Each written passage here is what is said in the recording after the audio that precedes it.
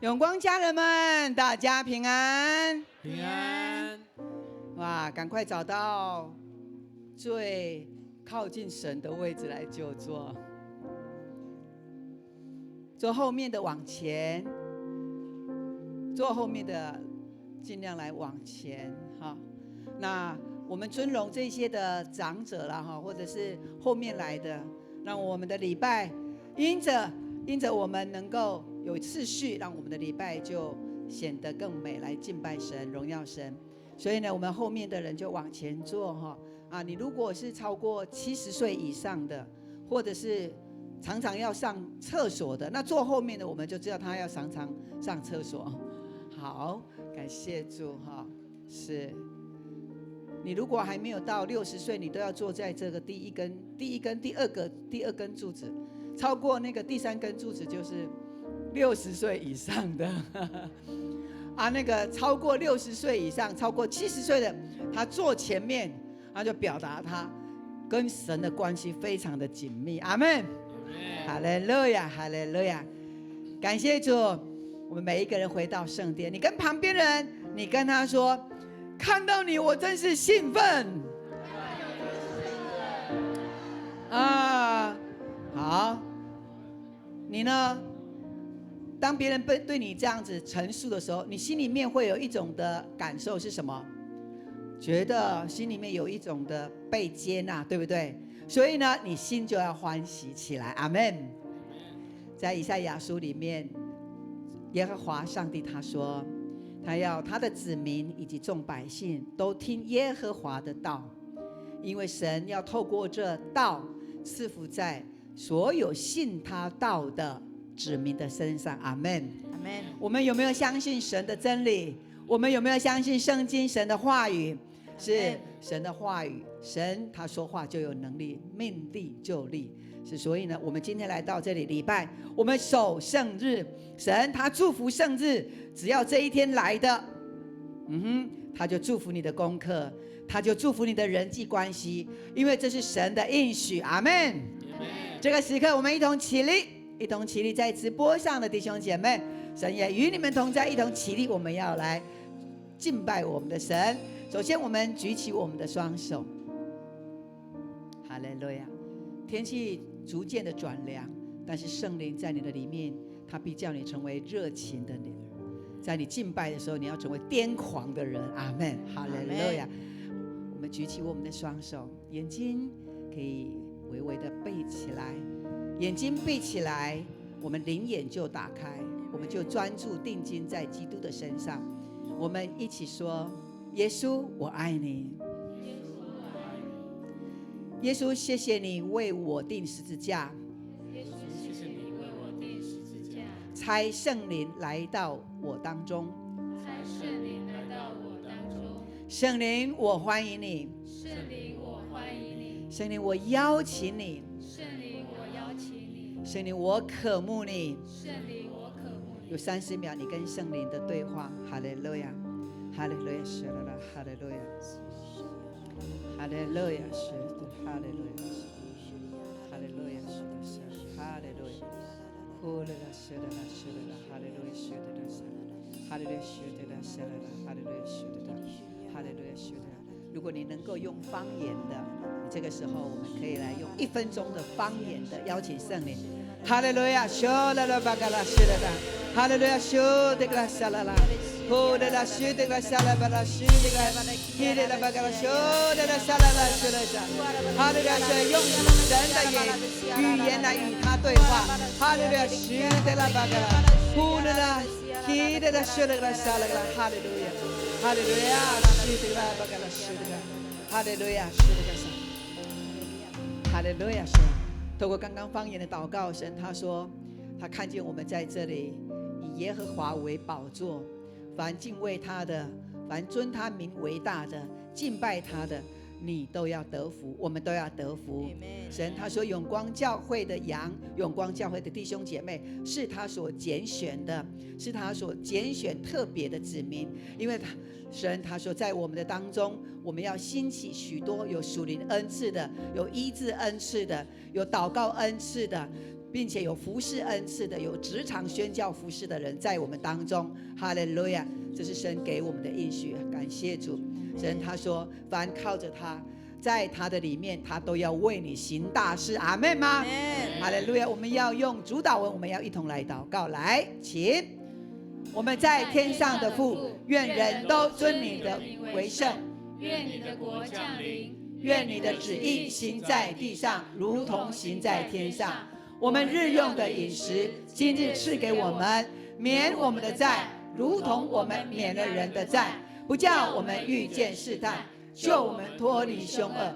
因为国度，再来一次来，因为国度全，再来一次，因为国度、权柄、荣耀，全是你的，直到永远。阿们。跟旁边人你跟他说，耶和华必为你行大事，耶和华必为你行大事。让我们用喜乐与热情的心来赞美我们的神。哈利路亚。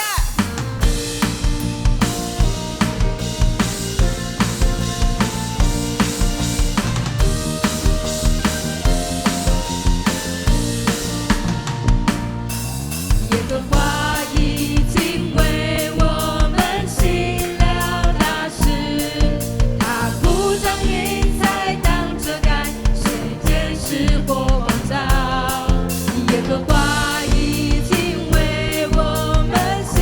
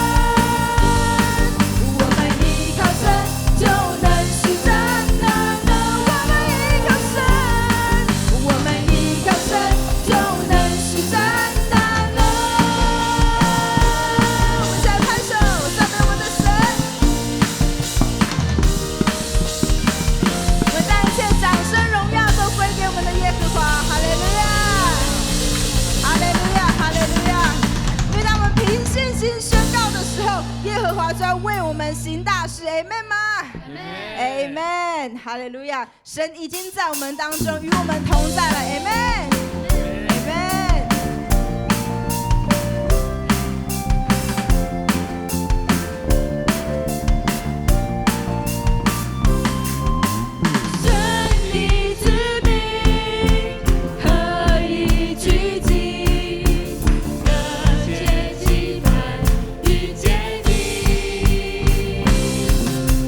天要敞开，神的道传遍。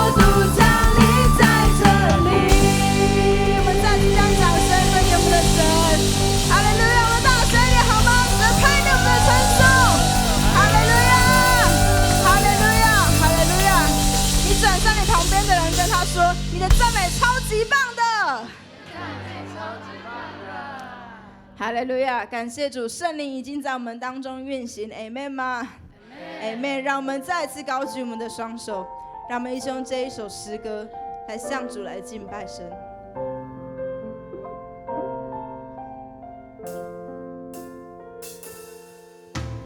在你宝座前有一道生命水流，我们今天来谦卑等候领受，在你同在中有满足的喜乐，圣灵请你来自由运行这地。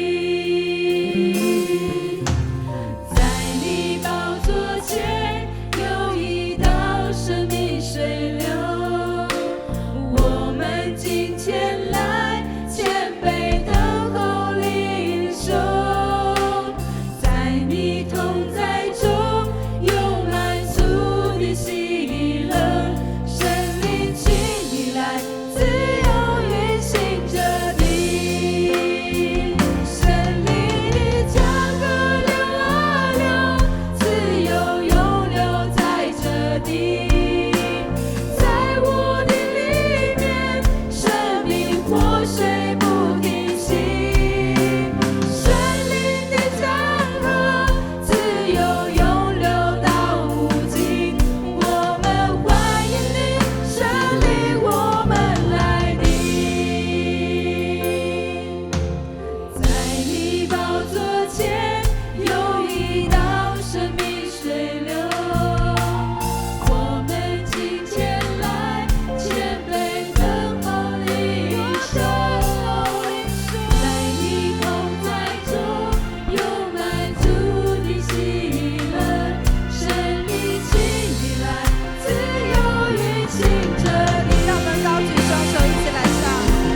你的江河流啊流，自由涌流在这地，在我的里面，我们渴望我们的生命有活水江河不停息的涌流吗？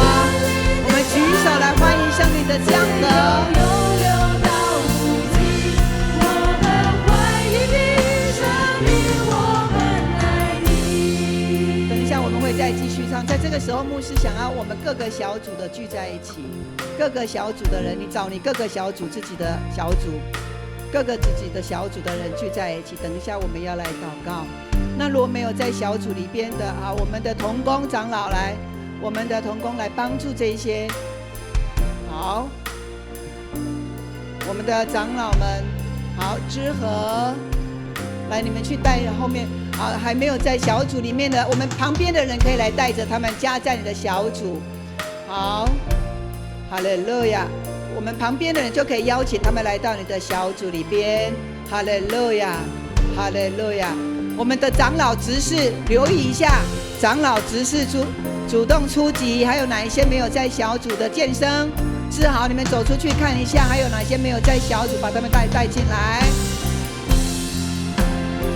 圣灵的江河没有一个落单的，每一个人都是永光最亲爱宝贵的家人。在我的里面，生命活水，我们一起来唱哈利路亚。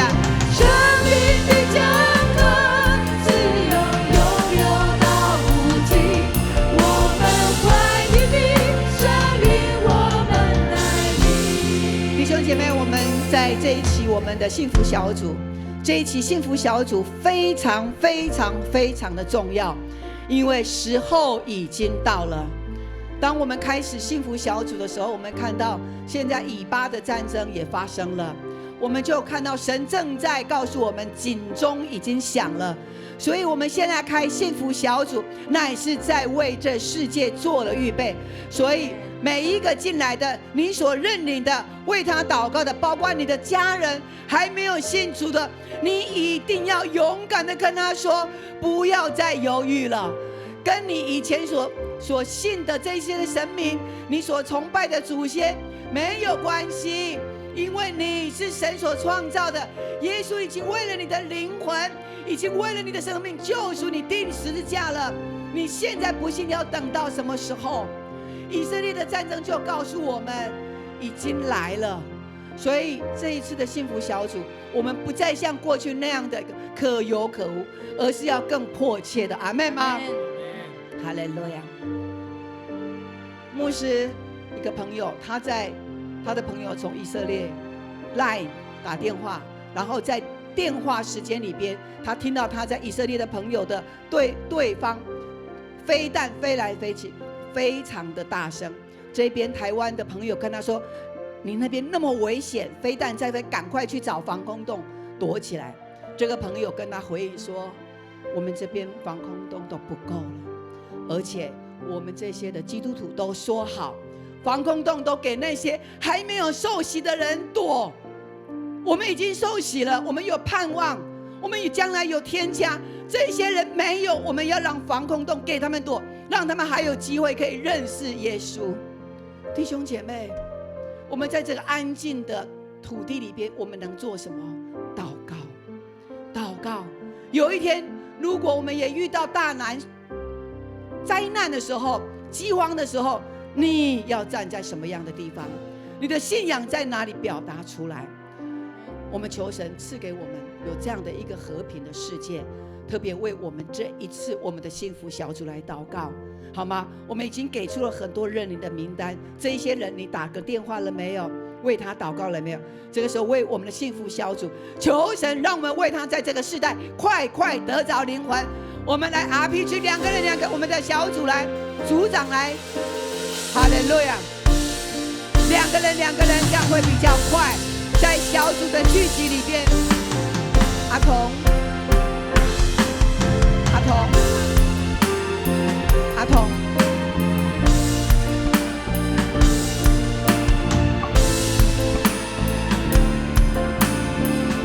利路亚！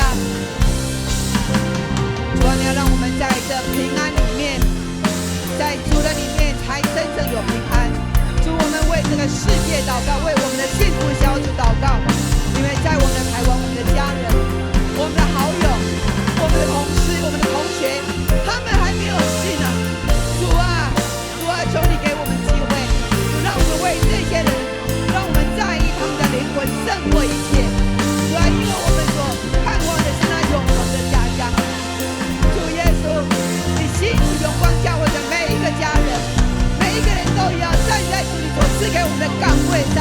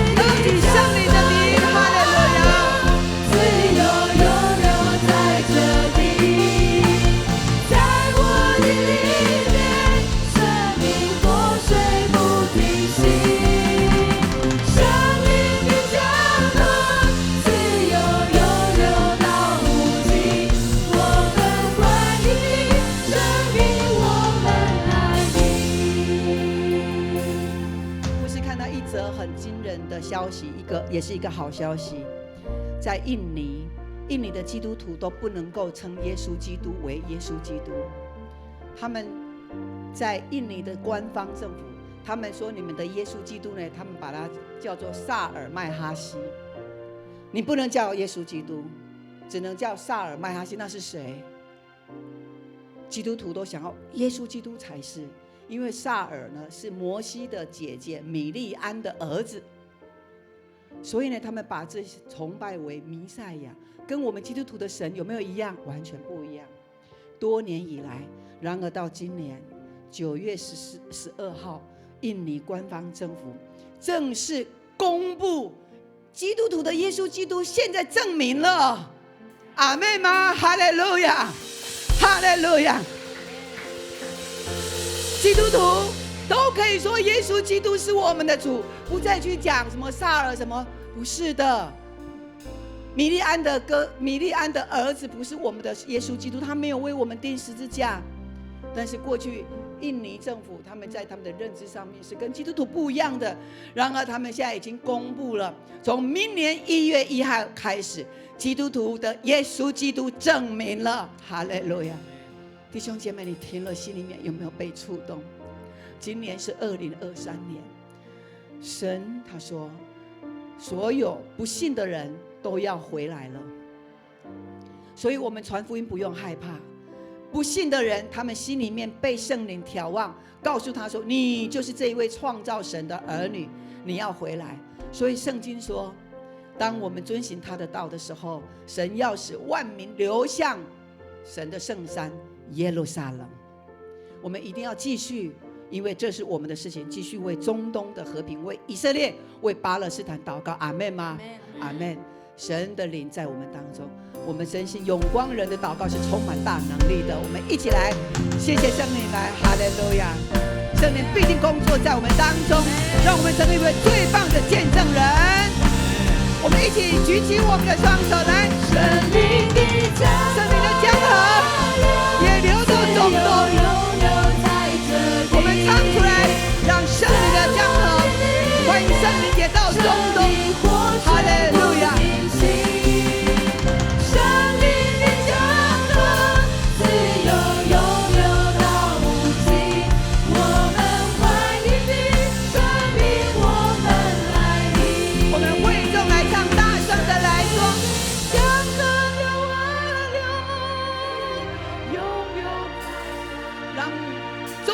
百姓都可以听到我们为他们而歌颂主的伟大，圣灵要临到他们当中。圣灵的江河自由永流到无尽，我们欢迎你，圣灵，圣灵，我们在这里祷告，圣灵来求你帮助以色列人，帮助这些阿拉伯人，帮助中东每一个神你的儿女，你的后裔。主啊，让他们打开他们的心门，让他们愿意欢迎圣灵进来。主啊，因为这是你的世代，主啊，你要教导他们，要提醒他们耶稣曾经对他们所说的话。主啊，在这个战乱的时期，我们不能够做什么，但是你却给我们一个最大的能力，就是祷告。主啊，是的，我们祷告就是圣灵，圣灵你自由的运行在中东，在世界每一个国家。主啊，是的，让仇敌的这个攻击，主啊，能够快快的止息。你特别安慰在中东，在这些受难的家人，在这些伤亡的家属。主啊，那不是我们能够体会的，但是借着这个时代，主啊，透过媒体，你让我们得见，原来在这个国家发生这些事。因为神，你要叫我们从地上与天上相通，因此我们乃是要接着祷告，我们就是求圣灵充满在这些的领袖的身上，在这些受苦的百姓的身上。主啊，使他们地上有神你所赐给他们的平安。你也要祝福我们台湾，主啊，赐给我们城内兴旺，宫内平安。谢谢主，谢谢主，哈利路亚，哈利路亚。最后一次来，圣灵的江河流啊流，自由永流在这里，在我的里面，生命活水不停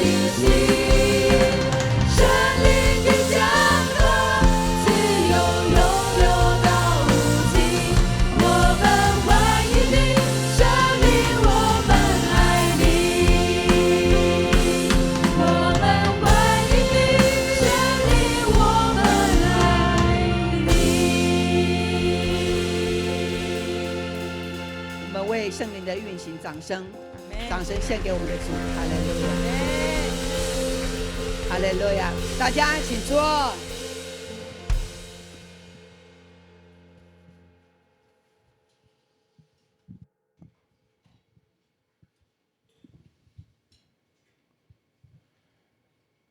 接下来我们要来攻读圣经。今天的经节记在创世纪31章第3节到第7节，以及11节到16节。我们一起来攻读。耶和华对雅各说：你要回你祖先之地，到你本族那里去，我必与你同在。雅各就派人叫拉结和利亚到田里他的羊群那里去，对他们说：我看见你们父亲对我的脸色不如从前了，但我父亲的上帝向来与我同在。你们也知道，我尽了全力服侍你们的父亲，可是你们的父亲欺骗我，10次更改我的工资，但上帝不容许他害我。上帝的使者在梦里呼叫我说：雅各。我说：我在这里。他说：你举目观看，跳母羊的公羊都是有纹的，有点的，有花斑的。拉班向你所做的一切，我都看见了。我是伯特利的上帝，你曾在那里用油膏过柱子，你向我许过愿。现在你起来，离开这地，回你本族去吧。拉结和利亚回雅说：在我们父亲家里，还有我们可分得的产业吗？我们不是被他看作外人了吗？因为他卖了我们，还吞吃了我们的银钱。上帝从我们父亲所拿走的一切财物，都是我们和我们孩子的。现在凡上帝所吩咐你的，你只管去做吧。以上愿神的话在我们心中成为我们随时的帮助。接下来我们要请本堂周牧师来证道。今天的信息是神的应许与人的回应。我们请周牧师。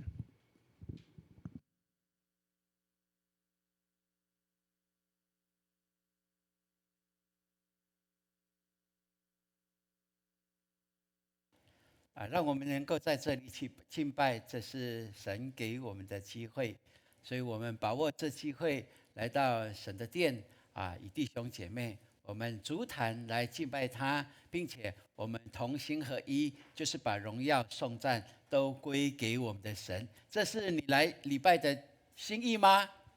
阿们，感谢主，这心意必然是神所喜悦的。好，那牧师期待我们也透过这样的一个机会，在热情的敬拜当中，我们更可以呈现一个属基督所爱的教会，让我们彼此相待的时候，更可以看见神的爱就在我们当中来彰显。阿们。好，牧师再次起立邀请大家起立，我们一起来宣告神的话语。来，上帝启示的圣经是我生命的保障，能力的源头，选择的根据。现在我要领受真理，我用信心宣告，我的心门敞开，灵魂苏醒，我必力上加力，恩上加恩。奉主耶稣的名，阿们。各位请坐。今天我们透过这段经文，一起来思考这个题目，叫做神的应许与人的回应。神有应许，而且这应许是为他所创造一切的百姓，而人怎么样回应，会有一个特别不一样的结果。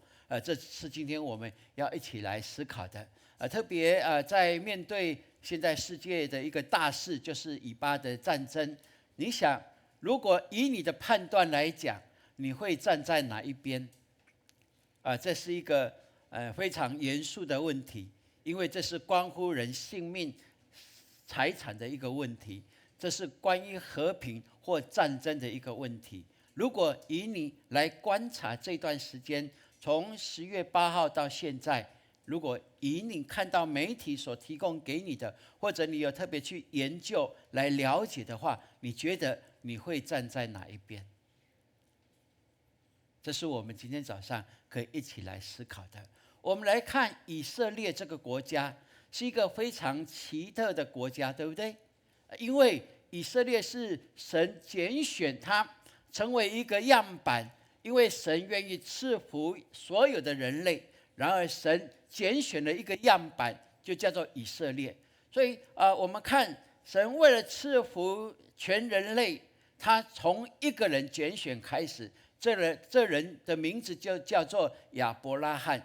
神拣选亚伯拉罕，应许他要赐福给他，亚伯拉罕就成为一个顺服的人，他用信心、用仰望来走神为他预备那还未知的道路。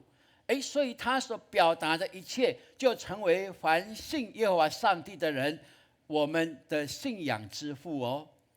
这是非常很特别的，他成为我们的信心之父，让我们学习他的信心，能够来领受从神而来的恩典跟祝福。所以我们看神应许亚伯拉罕以及他的儿子、他的孙子亚伯拉罕、以撒、雅各，神应许把那迦南地赐福给他们，赐给他们，让他们的后裔能够在那里享受从神而来的恩典跟带领。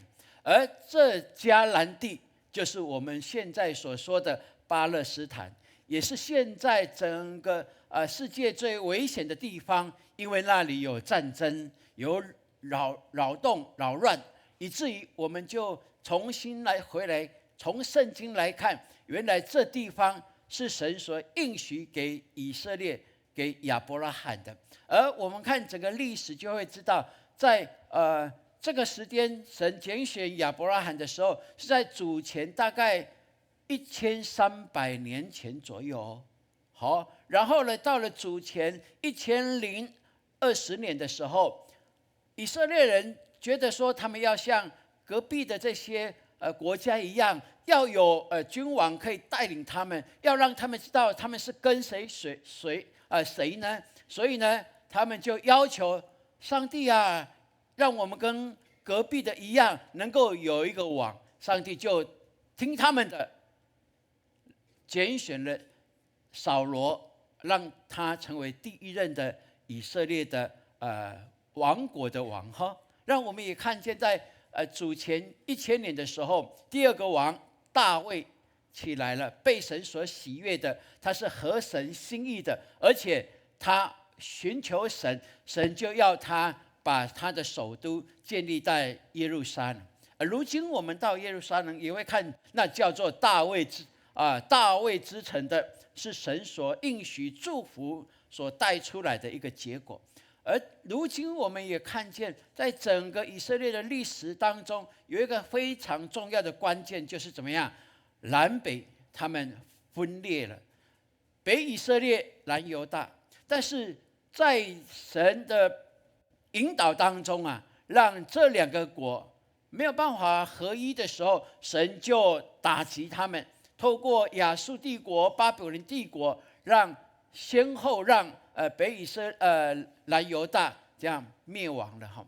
而这个灭亡，他们依然能够在那里出入哦。所以呢，他们也在那里历经了波斯帝国、希腊、罗马等。到耶稣的时代，我们知道巴勒斯坦还是罗马帝国的殖民地。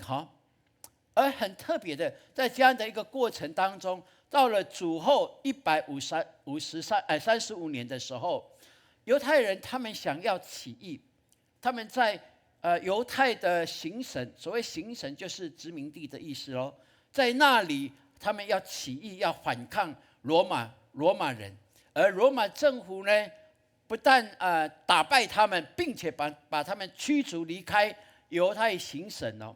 所以从那个时候开始，犹太人就四散到世界各个国家去，而这一四散就历经了几乎快2000人，他们成为灭国的个子民呢。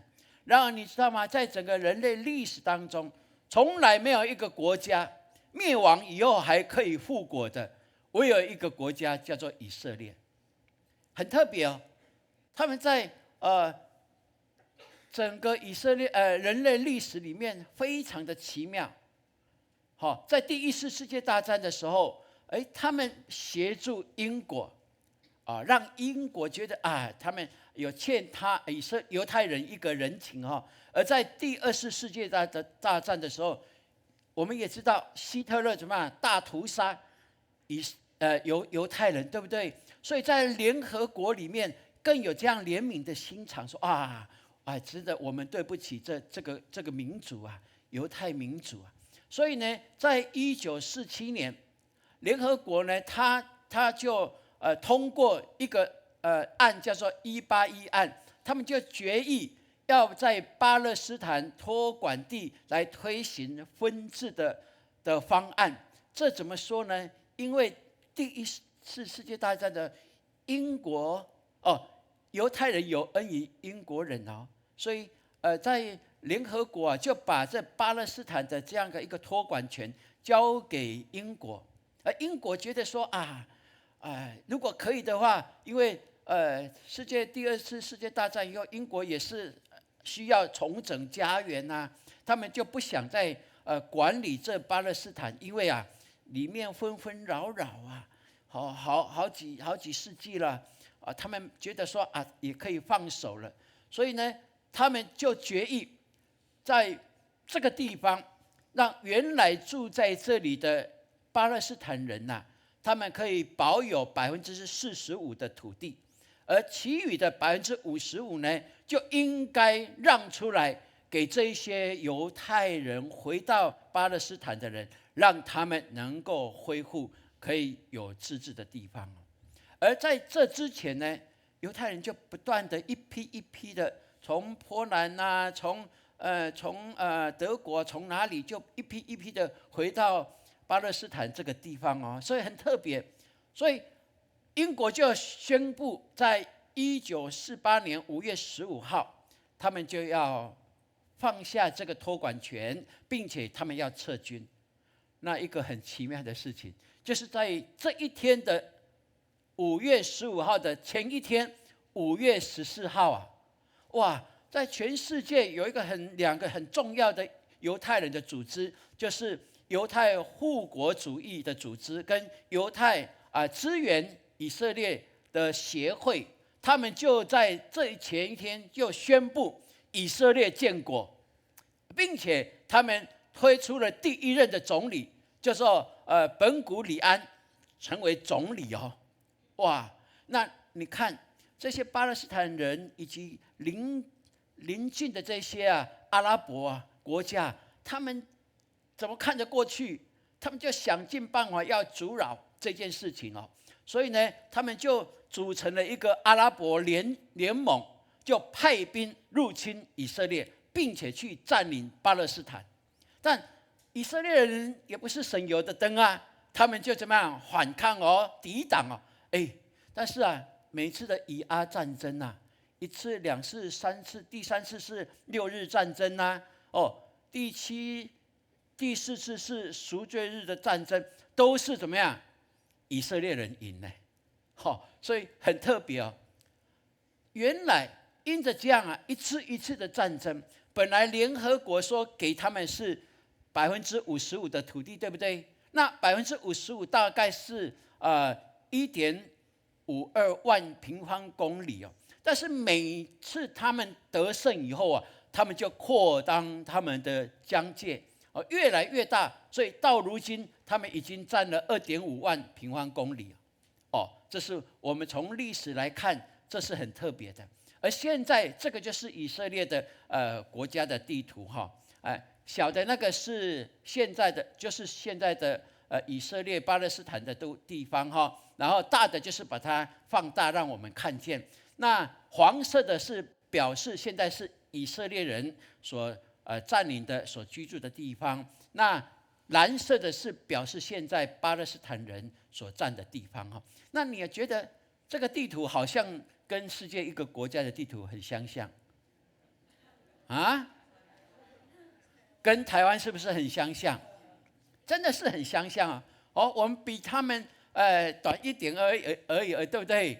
他们南北长是470公里哦，那东西宽是153公里，所以135公里哦，所以很特别哦。他们的气候也是很变化，对不对？就跟台湾一样，对不对？北部我们就比较凉爽，南部就比较炎热嘛。台中呢，就刚好，就是刚好在这其中哈。今年我们北部恢复了北部的特色，就是什么？中秋节开始怎么样？最舒服的天气啦，对不对？去年哇，过了中秋还好热，对不对？今年就很明显了，四季分明了，这是神祝福我们所居住的地方啊。以色列的国家也是这样子哦，很特别哦。而我们来看这个国家是怎么样的演进的哈。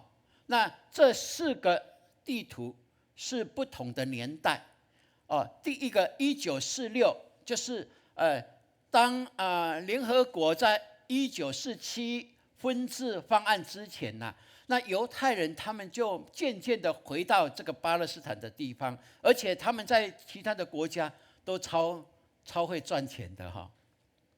所以犹太人的智慧真的是许许多多的民族在学习的，超会赚钱的。所以他们一回到这里就怎么样？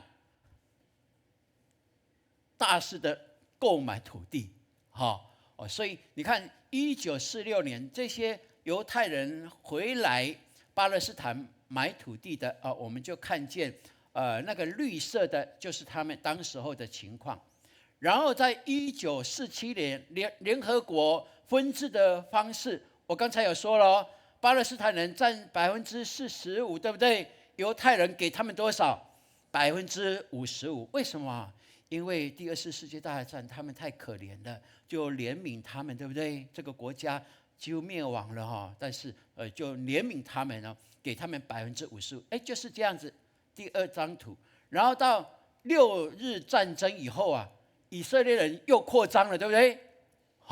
在耶路撒冷附近的又占领更多而到现在我们就看见加萨走廊那边黄色的就是巴勒斯坦人住的，而其他的在耶路撒冷上下附近的，你看那个黄色的巴勒斯坦的地图位置越来越紧缩，对不对？这是一个世纪的大难题，我们真的不晓得怎么样去来分析来了解。如果用神所应许于人的回应，我们一起来思考的时候，也许我们会有新的看见，有不同的看法，也会有做不同的决定。在这时代，这世界极大的一个难题当中，成为基督徒的我们，成为同样是神所拣选的百姓，我们是真以色列人呢，不是吗？那我们怎么样去看待神所拣选的那首选的以色列这个百姓这个国家？我们称它为迦南地，对不对？流奶与蜜之地，迦南美地。我们怎么样去看待这个地方？这是我们今天一起来思考的。所以我们要先确信上帝有没有应许？有，上帝有应许，并且上帝的应许是永不改变的，永不更改的。阿们。是的，这是我们可以一起来思考的。所以从这段经文里面，我们就一起来看雅各的事件跟这件事情，我们怎么样来做一个了解，然后求神给我们有智慧，来当下成为一个神所喜悦的基督徒，也做神所喜悦的事。我们看今天记载的这段经文，是雅各当时候他为了要抢夺大哥以扫的长子的身份，在以色列人长子的身份太重要了，对不对？其实在台湾过去的习俗也是这样，对不对？长子都过去的习俗是长子都有双倍的祝福，对不对？过去了有些人现在觉得说不必要了过去确实是这样子啊。那在以色列也有这样的一个情况啊。所以雅各为了在妈妈的协助之下，他真的得到了这个长子的祝福哦。但是他的哥哥就很不舒服了，对不对？就想要杀他，所以他只好逃离他的父家。一逃离，已经经过20年了。而且这20年，我们也看见雅各神大大的祝福给他。他在舅舅拉班的家，他也融入了整个哈兰的这些的风俗习惯。但是在因为舒服、舒适、安逸当中，他忘了神的应许哦。那很特别，今天经文就清楚指示给我们看，神就借着环境的改变来提醒雅各应该回到神的应许当中。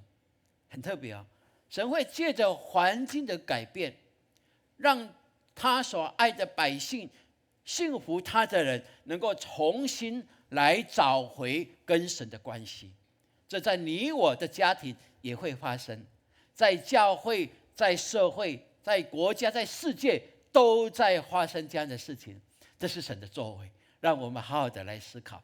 所以神就跟雅各对话哦，雅各，你要回到你主你父之家，到你亲族那里去，我必与你同在。哇！而且啊，当时候的大环境是怎么样？哇，就是雅各把他的妻子们、孩子招来，就跟他们说啊，我看你们父亲的气色啊，对我不如从前的。以前非常的殷勤的接待我，非常有热情啊，彼此分享爱。但是现在不是，视我为仇人呐。所以呢，但是呢，虽是这样子，他说，但我父亲的神向来与我同在哦。哇，这很特别哈。这个是什么样的经验？因为他有一个伯特利的经验，让他能够明白这位神是向来与他同在的。这怎么说呢？因为过去他在他的父家，在亚伯拉罕的家，他知道哇，亚伯拉罕的神是一位很大有能力、是赐福的神。他的父亲以撒也是这样，跟着他的阿公这样的追随神的应许，然后来得着神极大的祝福，他都清楚知道。但是当他离家背井以后，他觉得他是孤单的，他觉得神已经没有保守他了。所以他在伯特利的地方，那个地方本来是旷野的地方，在那里以石头为枕，在睡觉的时候，圣经清楚告诉我们，有神的使者，有天梯上上下下。这个上上下下有特别的意思哦。好，意思是什么？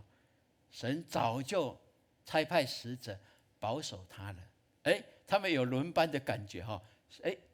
然后上去，然后再下来，上去再下来。神保守他，然后他早上起来才惊觉，原来这位神是对我不离不弃的，所以他就立时为证，抹上了什么？抹油来说，神真的是跟我同在。这是他从那里重新认识这位神呢，所以很特别哦。所以他找了他的妻子来，也跟他说，神把你父亲的牲畜夺来赐给我了。即使他是怎么样，神给他聪明，他用了小技巧，对不对？让那一些羊啊成为有斑点的，都归属他。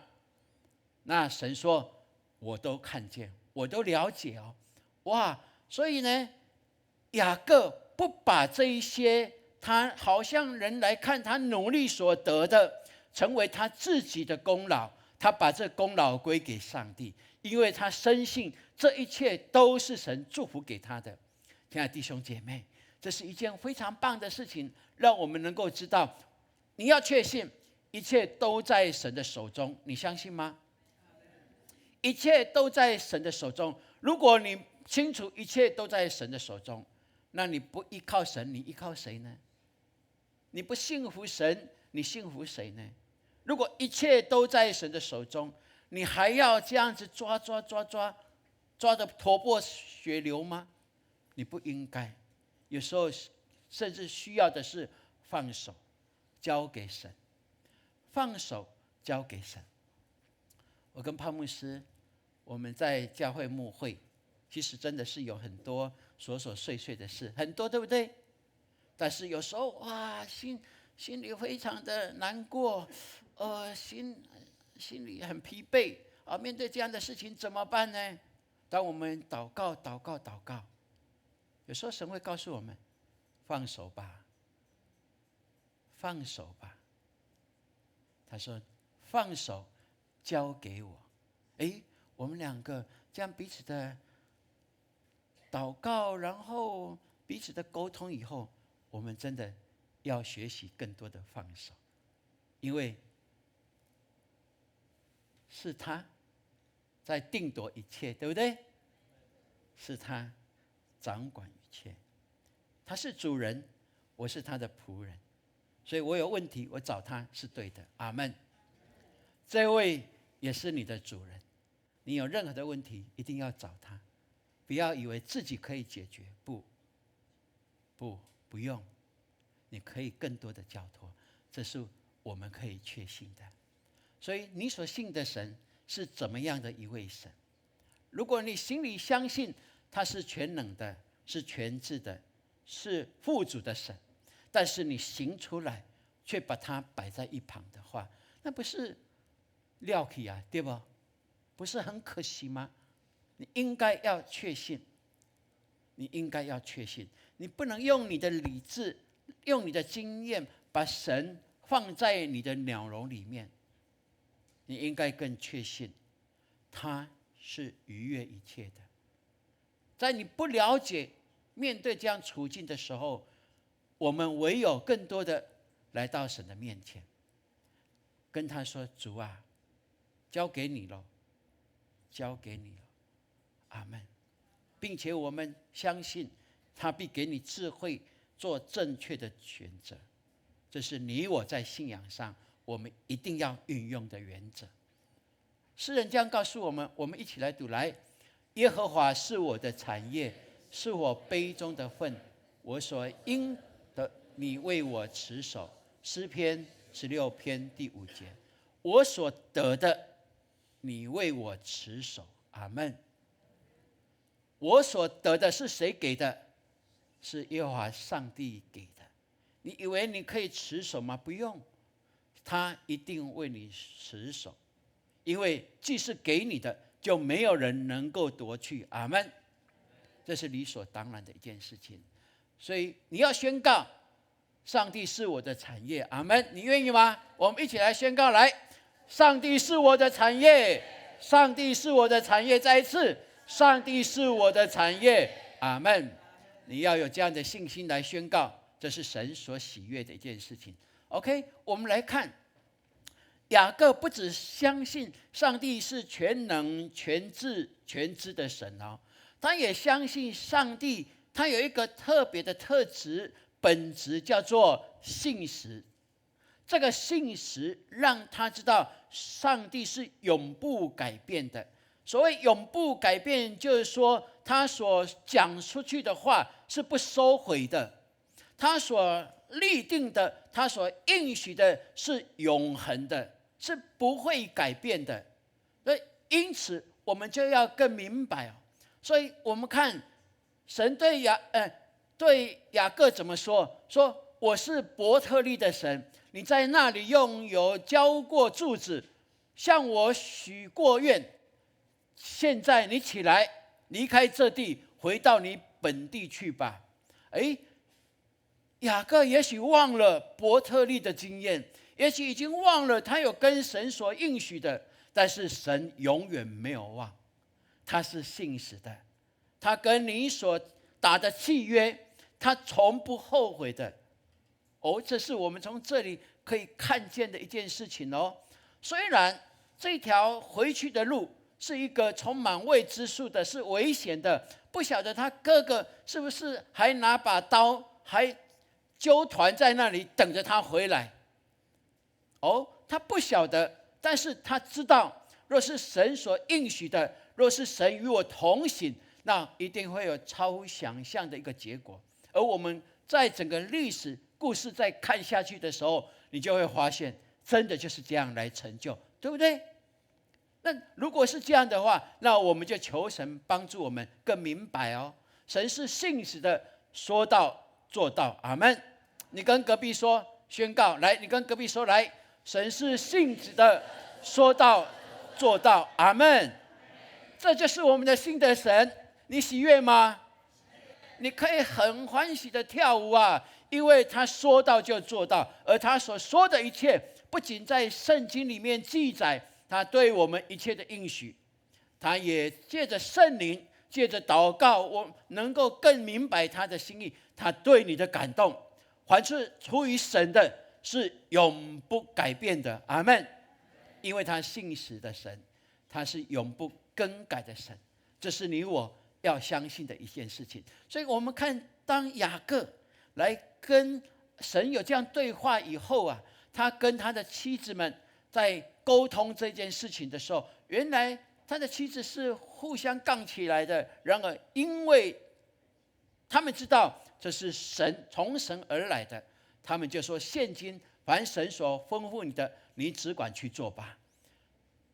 是的，所以愿神帮助我们，当我们面对一个难处或者面对一个抉择的时候，我们不晓得怎么样，我们还有疑惑的时候，不要太快下决定，总是要回到神的面前来，更多的等候，更有耐心的来聆听神的声音，让你的决定是心里平安的，是不用再用其他的借口来说服自己、说服别人的，是可以很坦荡荡的跟主说，主啊，谢谢你让我明白你的心意，主啊，谢谢你让我所选择的是合你所喜悦的。当你有平安的时候，你就可以勇敢的跟家人说，跟你需要说明的人说，让他们知道这是从神而来的。亲爱的弟兄姐妹，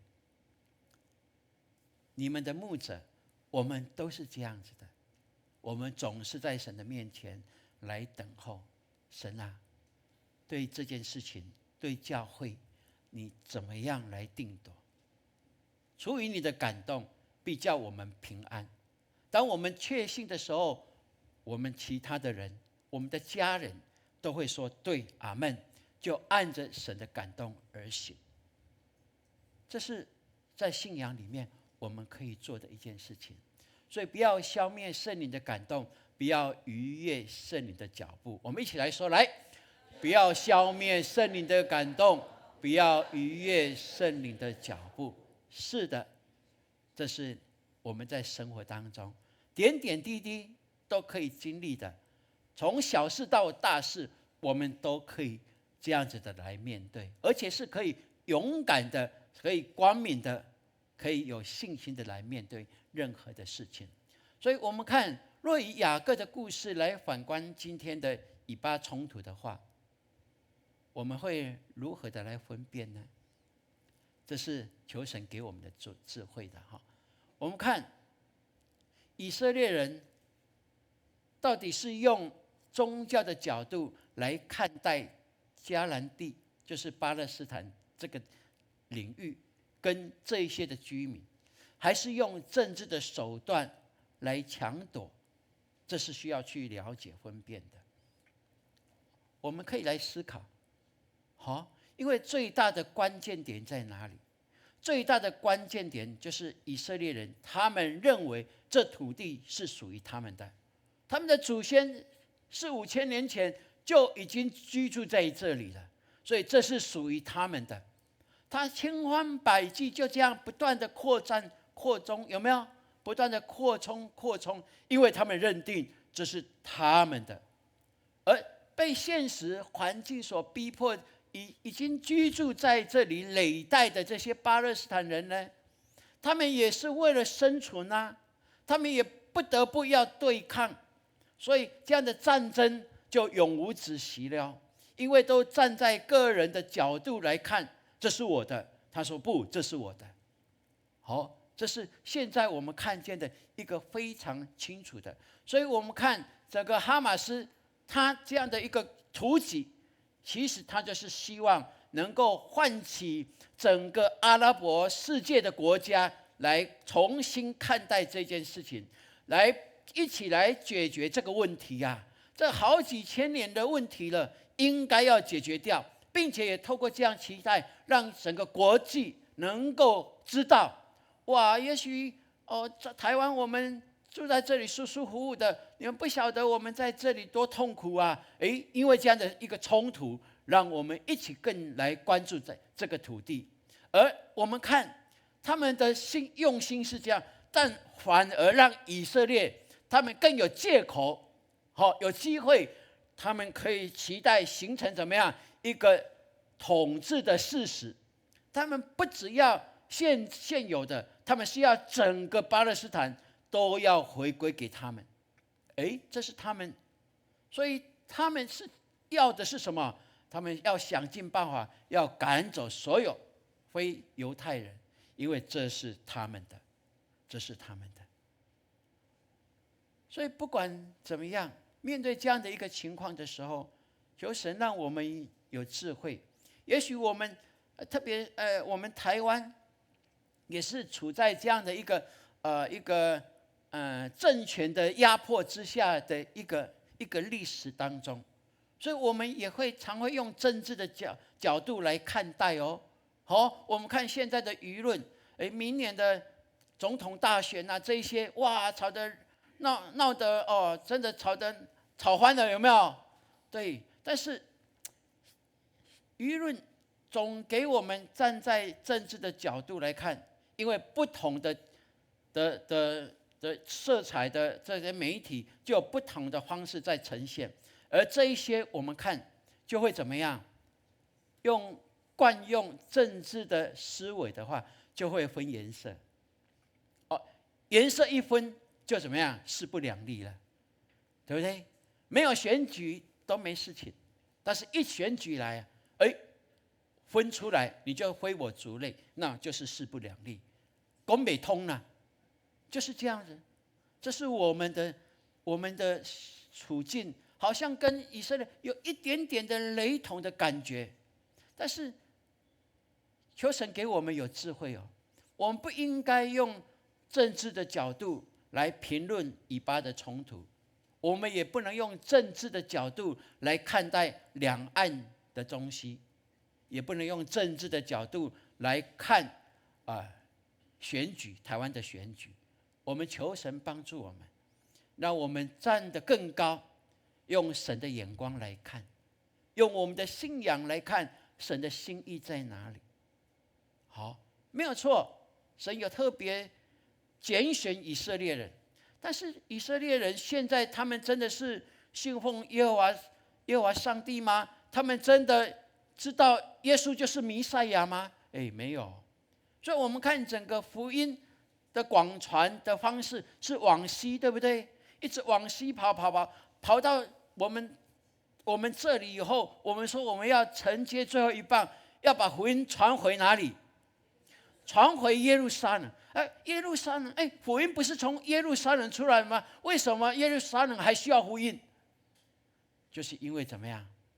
他们唾弃了基督是救主，这样神永恒的计划，救赎的计划，一个最根本的救赎的方式。所以愿神帮助我们，让我们能够明白，神有应许，神对这一块土地有特别的应许，对这些百姓有特别的应许，就像神对台湾也有特别的应许，对台湾的百姓也有特别的应许。然而我们要去看见神应许的落实，乃是因为在人的顺服当中。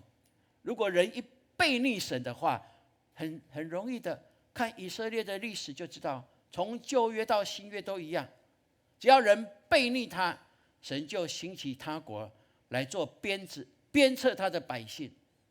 神鞭策他的百姓，神心会痛啊，所以只要他们哀求，神就救拔他们，有没有？而如今我们也处在这样的情况当中，求神给我们用信仰的角度来以祷告来支持整个世界的和平。这是你我成为基督徒的我们可以做的一件事情。阿们。我们要关心，我们可以去分析，但不要忘了要用更高的角度来看，用宗教信仰的角度来看待的时候，我们就懂得神要我们做什么。所以愿神帮助我们，让我们在这世代成为合神心意的人，让我们在这世代能够像雅各一样，即便忘了应许，神提醒的时候，神透过环境的改变来成为一个提醒，那我们就应该要回过来，回到神的面前来，重新回到伯特利与神立约的地方，重新从这里出发，来走神所喜悦的道路。这是你我可以的。阿们。我们的教会依然在寻找神的应许，也走神应许的道路。所以愿我们为了世界，为了国家，为了教会，为了你的家庭，为你个人祷告的时候，总可以以神的心意为目标，为中心，让我们的祷告能够成就神的祝福在我们的当中。阿们。好吧，我们一起来读今天的经文。来，耶和华是我的产业，是我杯中的份，我所得的，你为我持守。诗篇16第5节。再一次来，耶和华是我的产业，是我杯中的份，我所得的，你为我持守。诗篇16篇第5节，大概可以背起来，对不对？来，我们一起来。耶和华是我的产业，是我杯中的份，我所得的，你为我持守。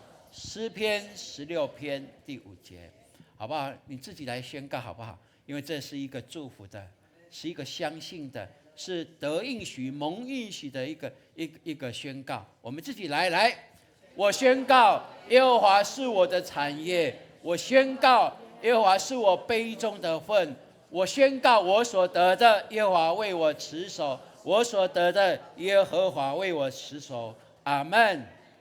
愿神帮助我们，让我们在他里面能够真的成为他的祝福，也成为他美好的见证。起立，我们一起来唱这首诗歌来回应。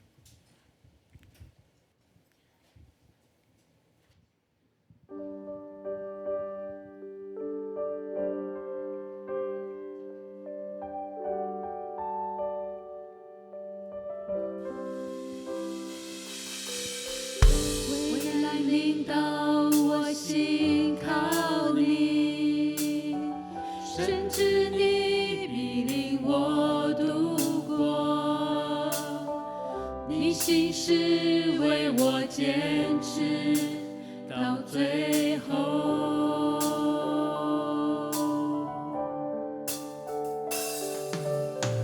当暴风雨向我靠近，有你同在，我不知畏惧。你是我的牧者，我所依靠。每个夜，每一天，我知你永远在身边。主你永远与我同在，在你里面没有改变。你的坚定从昨日到今日，一直到永远。靠你丰盛应许站立，我的未来在你手中，坚固磐石，全能战胜，我敬拜你。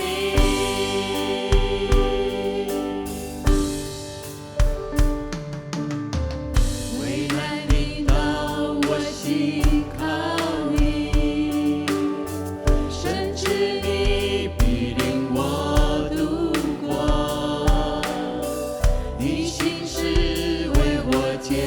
持到最后。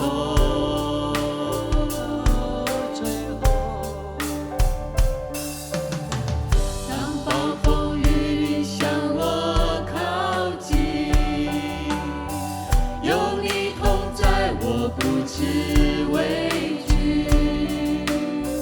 你是我的牧者，我所依靠。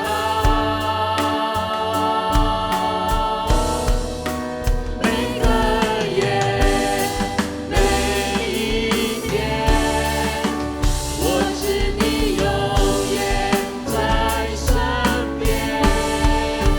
主，你永远与我同在，在你里面没有改变。你的坚定从昨日到今日，一直到永远。靠你丰盛一起站立，我的未来在你手中，坚固磐石，却能战胜我敬拜你。我们开口来祷告，为世界祷告，为以巴祷告，为台湾祷告。哈利路亚！主啊，谢谢你，主啊，谢谢你，透过圣经可以教导我们你的心意，让我们明白，主啊，在任何的处境里面，你应许的永不落空，永不改变。主啊，你应许与我们同在，在任何处境，在挑战当中，我们可以依靠你。我们借着祷告来明白你的心意。主啊，把你那公义放在我们当中，也把那怜悯也放在我们当中。我们为以色列为巴比斯坦为阿拉伯的国家来祷告。主啊，那是你所拣选的。主，你既是拣选，你就要鞭策，让他们明白，他成为隐患，在世界成为祝福。谢谢你，你把台湾再次交你手中，让我们在平安当中度日，更能够更寻求你的面，让台湾成为祝福的岛屿，让台湾成为世界的亮光，让台湾成为福音的出口。主啊，谢谢你，谢谢你，让我们能够更明白出我们任何的处境，你都应许在我们当中来彰显。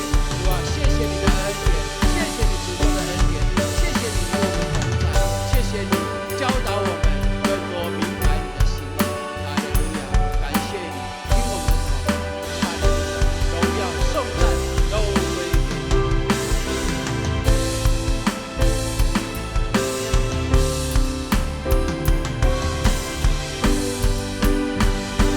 一起来敬拜，哈利路亚！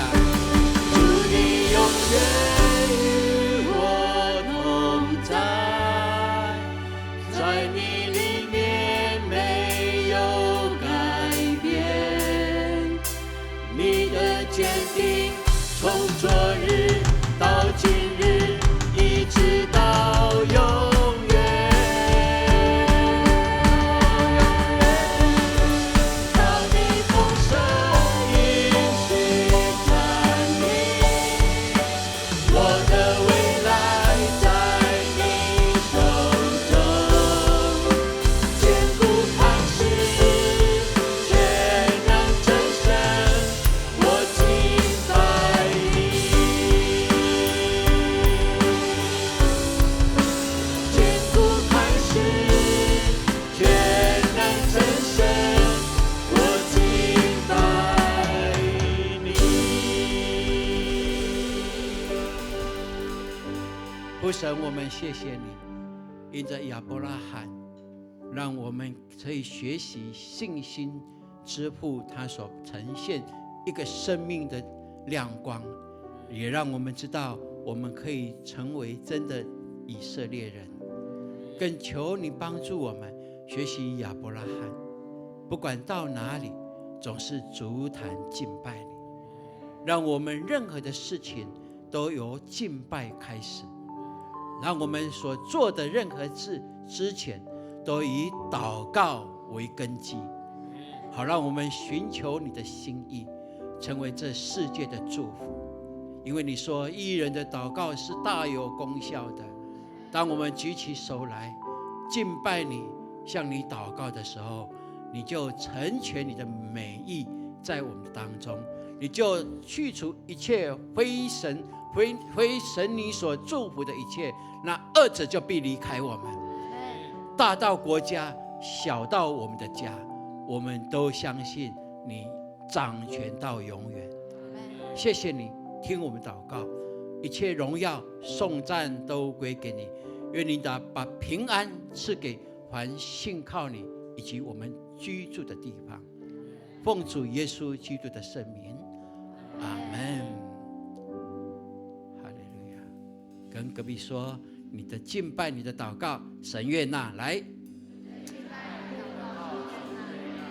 阿门。各位请坐。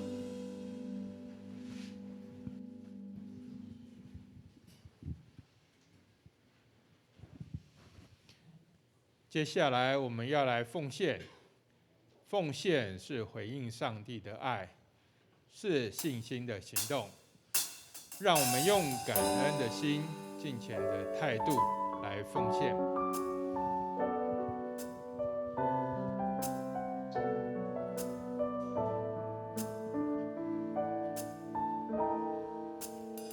今日祷主，开始奉献。人作见，谦卑领受生命活着，神灵触摸，重新的灵，报答主恩，诚心所愿，甘心乐意，全心全意，一切所有都属你，分享着，领受着泪，分别为神归于你。今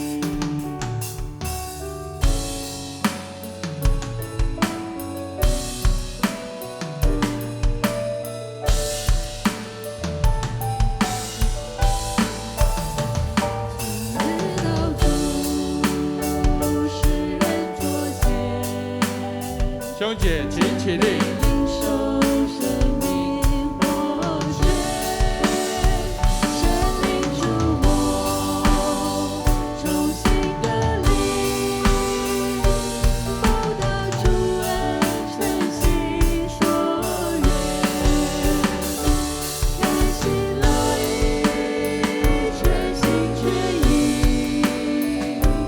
一切所有都属你，分享着，领受着泪，分别为神归于你，分享着，领受着泪，分别为神归于你。请坐。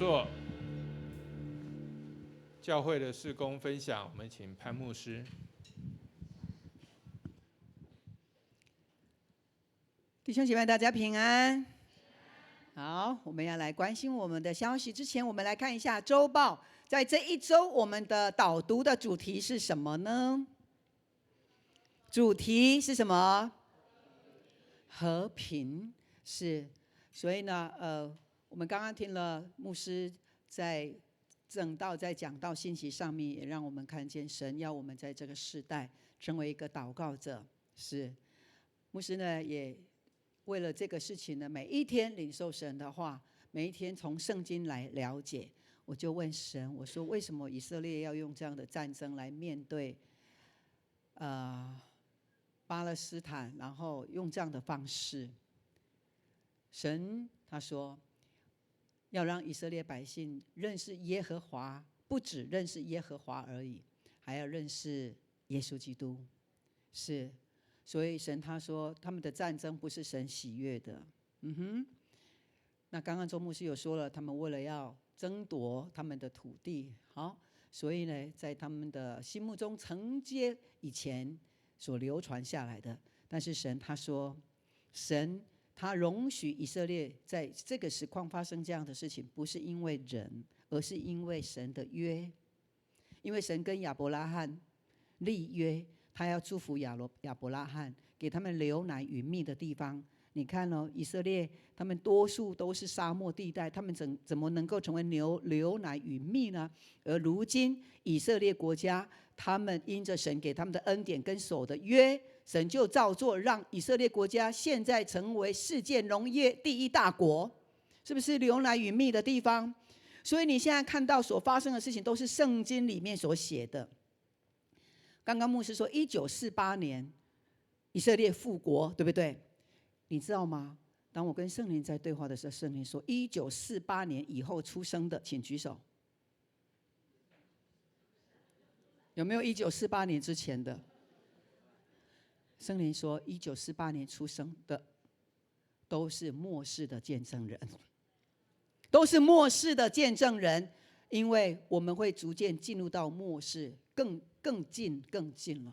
所以我们神他就说，你一定要从神的话语里边，你必须要喜悦神的话语，并且昼夜思想，这人变为有福。当我读到这个经文的时候，我才知道原来为什么要有福，因为世代一直在变化，所以我们看到了战争。而在今年初，今年3月还4月，我们开始导读，有没有？圣灵就跟牧师说，你们要赶快让弟兄姐妹读神的话语，昼夜思想，把神的话语吃进来，消化里面，成为我们的话语，才会有力量。因为战乱要来，我不晓得是什么样的意思，我还以为是台海两岸，结果是中东的战争。所以神他在我们永光教会所带领我们，神一直给我们启示，一直给我们启示。神也给牧师一个意象，我们马上要进入到另外一个转调的世代，转调的时期。我不晓得转调，音乐的人都知道转调。我们来了解看看，为什么神给永光有一个转调的时期？现在要进入转调，从 F 调到 G 调，到 A 调，到 B 调，然后回到 C 调。音乐的人，你们知道，回去思考，因为神对我们永光教会有一个计划命定，永光教会要成为这世代的光。阿们。永光教会不是只有在中永和，永光教会要影响国际，要影响世界，这是神说的。因为我们永光教会每一个人都是谦卑领受从基督来真理的百姓。阿们，阿们。所以我们要把福音传回去耶路撒冷。是，所以这是一个非常重要。牧师的一个朋友，他是牧师，然后呢，他的朋友是在以色列，结果呢，在以色列，他的朋友是在做贸易的，他的儿子呢，已经定好婚期要结婚了，结果这个儿子呢就被征召要去打仗了，他们呢就快的举办一个简单的婚礼，新娘呢也没有穿礼服，新郎呢穿着军服，然后那一场婚礼叫做带枪婚礼。他是带着枪，从那一个然后走到这边来。他们2个在牧师的证婚之下，男的跟老婆亲吻一下，再见，我要去战争，我要去从军了。你看，现在的世代是这个样子，所以我们一定要警醒，再警醒，祷告再祷告。所以，我们的小组长注意听一下。这个礼拜开始，我们都为中东、为世界的和平 RPG 祷告。RPG 祷告绝对不能少，导读不能少，因为神现在正在为我们在饥荒之前让我们储粮，不是可吃的粮、食物的粮而已，而是灵里面的粮。阿们吗？所以 RPG 导读每一天一定都要实行，然后我们的抄写经文也要赶快赶上来哦。现在已经245篇了，不晓得你写到哪里？如果只有写到第10篇的，你现在还可以赶哦。好，这个都是神给我们永光教一个很棒的礼物。好，那我们现在就来看一下我们的教会的消息，事工的分享的部分。好，这是篮球，上个礼拜我们青少年的篮球连线，我们看一下小小的他们的比赛的情况。这是少宁，还有宗泽跟我们的右伟，我们派出3个大将，打输了。但是很好看。这个场地就是我们呢永光50周年去新店行道会我们礼拜的场地。他们的教会设计礼拜堂呢，把椅子搬开之后就变成篮球场。你看，哇！今天下午还有比赛，对不对？你看他们的背影多帅啊！还有我们的啦啦队，哇！每一个队伍的啦啦队，永光教会的啦啦队最厉害，最多人哈。下午还有比赛，下个礼拜还有啊。我们的队长是陈嘉佑，打鼓的。今天要多打1分回来哈。好，上帝啊，这是一个，也是一个跟其他教会的一种的一个联谊哈。然后你知道他们在要比赛之前的那个指挥官呢，就跟他们说，打篮球不是来这边打架的哦，打篮球打输了也不能够破口骂人哦，要有基督徒的运动家的精神。哇，很棒哈，感谢主。好，再来。哇，这个是来，我们看一下影音。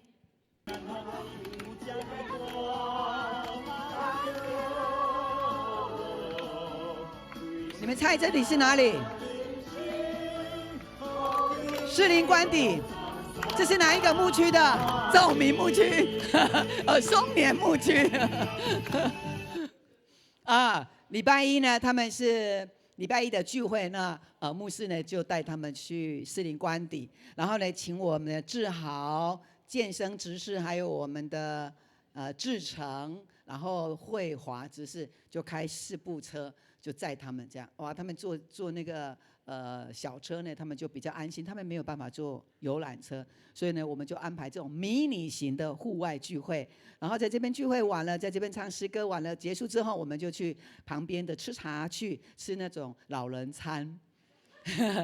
他们吃那个肉，哎呀，好嫩哦！他说：“牧师，哇，你真的好了解我们想要吃的。”哇，他们每一个人吃得很高兴，每一个人交谈呢都非常的喜乐。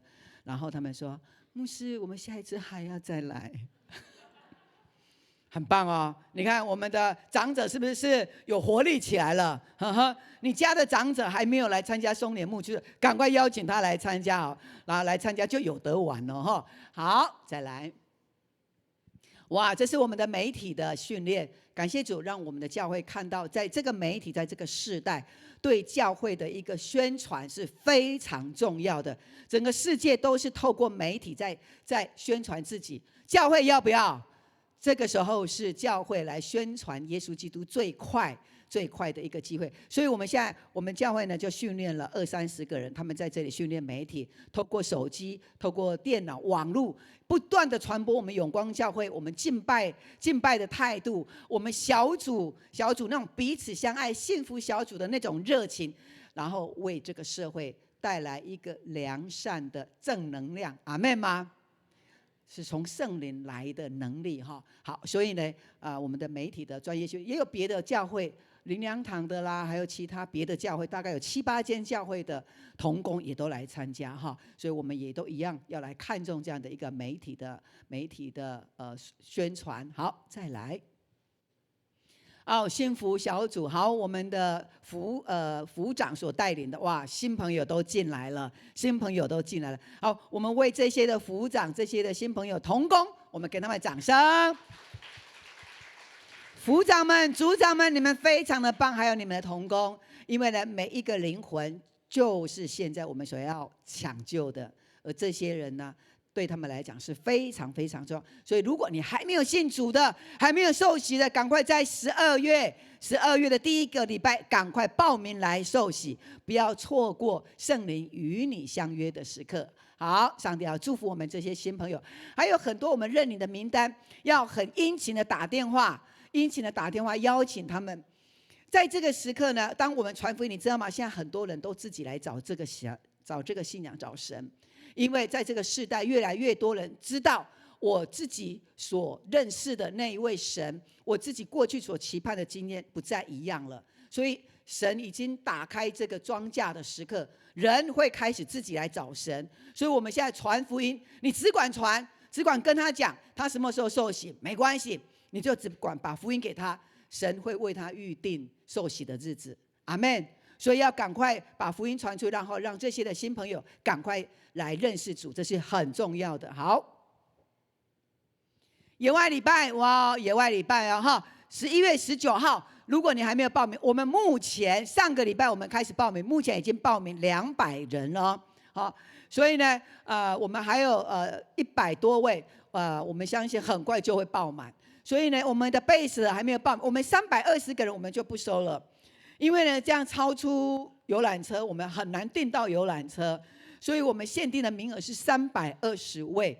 你的家人如果还没有信主的，赶快邀请他，难得家人可以一起出游，然后这是一个好机会哈，所以赶快来报名。我们也许这个礼拜可能等一下120个人就报完了哈，所以你的 base 也赶快来报名哦哈。OK， 好，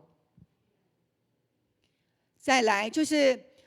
出去野外礼拜之后呢，我们有圣诞节的扩香石手作。知道扩香石有听过的举手。扩香石，好，你不知道扩香石是什么的，请举手。不好意思哦， OK， 好，扩香石不是石头哦哈，但是它是一个很香的一个石膏去做的，那是御苑老师要教，是很高级的哦，很高级的。我们呢会做一个圣诞树的形状。然后呢，它会有香味，是因为我们放入了精油的香味，而这精油都是最棒的精油，我们用非常昂贵的钱去买的。好，那个精油的香味呢，你就可以闻到那个东方博士呢送给耶稣诞生的那个礼物，有3个礼物，一个是黄金，上面也会有黄金，我们手作上面也有黄金，那个黄金就是我们变出来的黄金。好，再来呢，有乳香，还有没药，好，都有这3种，所以这是一个传福音很好的一个媒介，所以一定要邀请你的 best， 你小组的 best 来参加哈。我们也有人数的限制，所以呢，要赶快来登记，好，然后要缴费，好，才200元哦哈。OK， 好，我们可以做2块。好，再来很重要的，明年的异象传递会来了。所以呢，在11月12号，好，11月12号，所以长老、执事，我们所有服事的核心同工以及铁三角同工都要来参加，并且那一天呢，我们的扩香石有体验营，对不对？我们的桌长都要提前来试做。然后呢，场次呢，我们才知道怎么样来带领他们。所以呢，桌长，我们的组长呢，赶快想好你的桌长是谁，2位、3位，然后呢，这些都要来先体验做 ，OK？ 好，在11月12号，所以名单要赶快上来。好，接着，好，我们的上个礼拜选出的长老是信志长老、主恩长老，还有呢，执事是玉燕、文、豆豆。好。他们呢要在12月底要来就任，那他们呢从明年1月1号开始哦哈，所以明年1月1号你就可以称他们为长老，称他们为执事了。好，联合圣歌队耶，我们唱歌的时刻来了。我们在什么时候？哦，这个礼拜6，好，这个礼拜6晚上开始来练歌。我们如果要献诗的，我们要把握这个时间，然后呢要出席哦，不要6次才练2次，你就要来献诗，这样对其他有参加的人就不太好意思哈。所以呢，我们要按这个时间来出席哈。欢迎老老少少都可以来唱。好呀，还有玉秀老师今天下午呢，在这边也有个音乐会。好，神要祝福他们的学生。好，再来。好，那下午呢，周牧师、潘牧师，还有我们的豆豆，还有小玉。我们参加了台北中会办的牧师要出去旅游啊，那牧师参加的人数不够，所以呢，我们有开放给弟兄姐妹。那我们永光教会有4位，那我们下午就要出发，要去机场，然后到希腊，到罗马，所以呢去看哥林多教会、腓立比教会、帖撒罗尼迦教会，还有雅典、梵蒂冈。我们去那里，最主要就是去看保罗他走过的福音的道路。回来要跟我们分享，所以呢，为牧师、为我们同工4位，总共这一团呢有36位哦哈，还有其他的牧师，这样，所以呢也为我们的行程平安来祷告。是，好，再来。好，今天儿牧呢，他们有一个金句王哈，他们现在正在进行。还有儿牧呢，哇，超级棒的活动！11月26号，他们有才艺表演的征选。哇，可能家长亲子要一起哦哈，只有15个名额，所以要赶快来报名了哈。好，亲子的哈，你如果已经大到国一了，那你就不用报名了，那是儿童哈。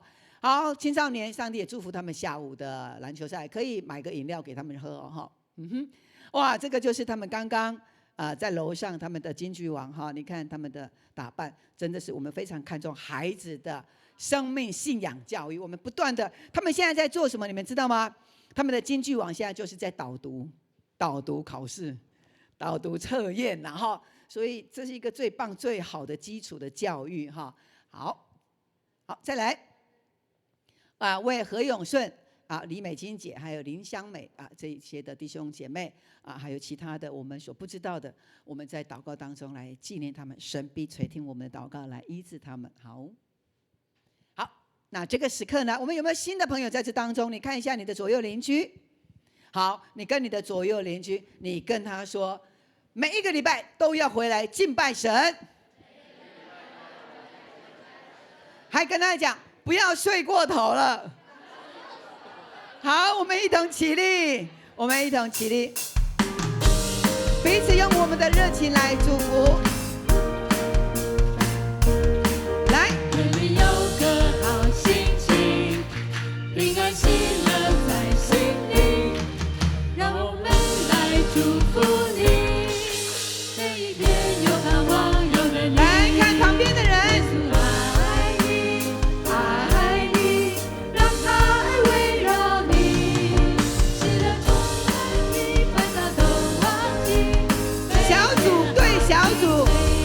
自己的人彼此祝福呀！哈利路亚！以后小组都要参加哦。向左向右转，向中间。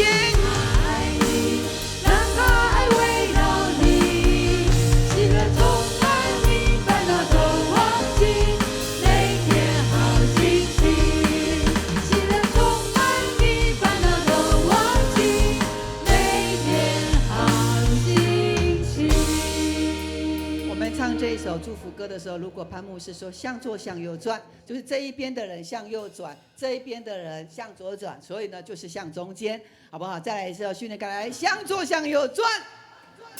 好，耶稣爱你，爱你，让爱围绕你，喜乐充满你，烦恼都忘记，每天好心情。向前看。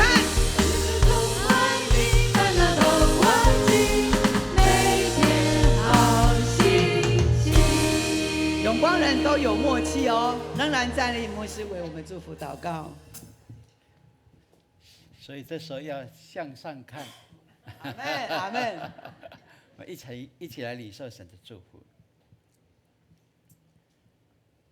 愿上帝丰沛的恩典，耶稣基督完全的救恩，圣灵无时无刻的引导同在，让你们经历在他大能的膀臂中来活出更美好的生活，也在祷告敬拜当中遇见他的全能，以得着他的恩典，从今直到永永远远。阿们。阿们。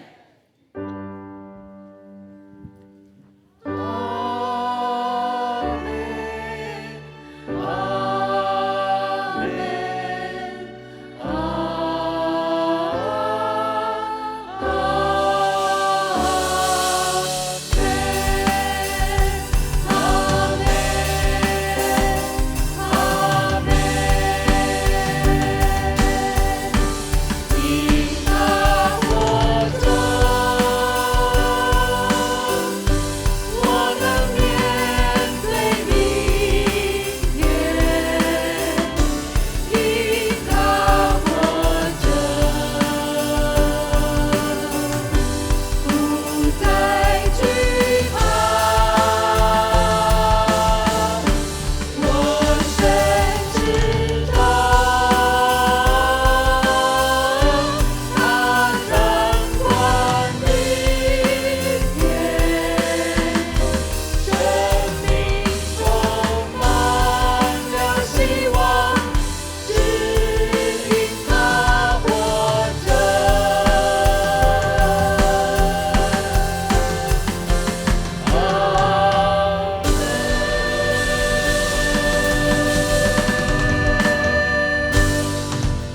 兄姐妹，大家平安。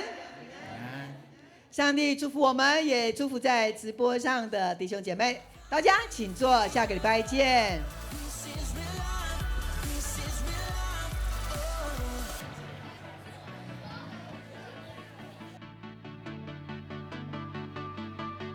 Staring into your eyes makes my